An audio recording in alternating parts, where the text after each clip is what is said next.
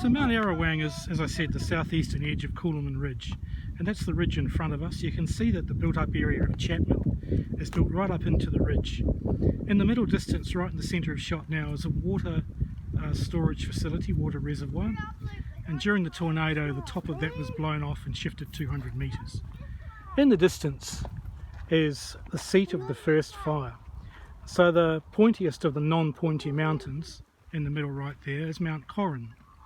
And the McIntyre's hut fire was over the ridge behind that. The other fires, if I'm looking west at the moment, if I move to the left, the second fire was in behind there, and the third and fourth fires were right across here, quite widely separated until they all joined together on the 17th and 18th of January 2003. Further across, our family's now leaving. I've driven them away. We're looking south here, and if I move a little bit, we should be able to see down into the Tuggeranong Valley.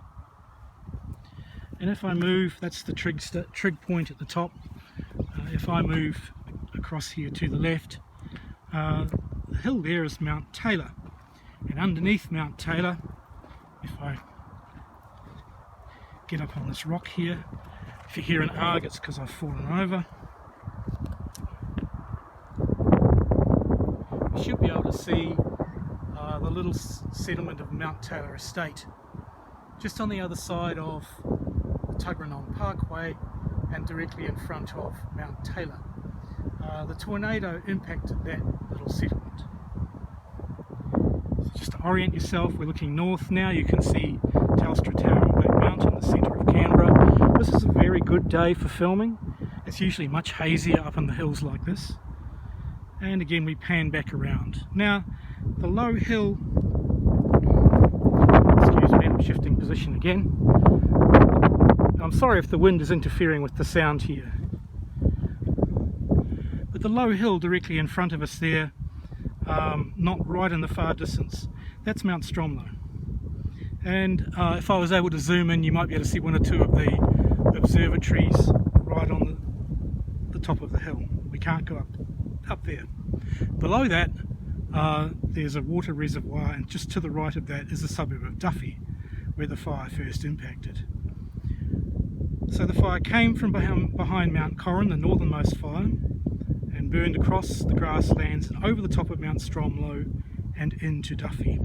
An hour and a half later, the second fire, drawn down by a tornado which began just under Mount Corrin, came across the intervening forests and grassland, came across Coolman Ridge directly over the water reservoir in the middle of the picture here, and crossed Lincoln Close. Now, Lincoln Close is a small street.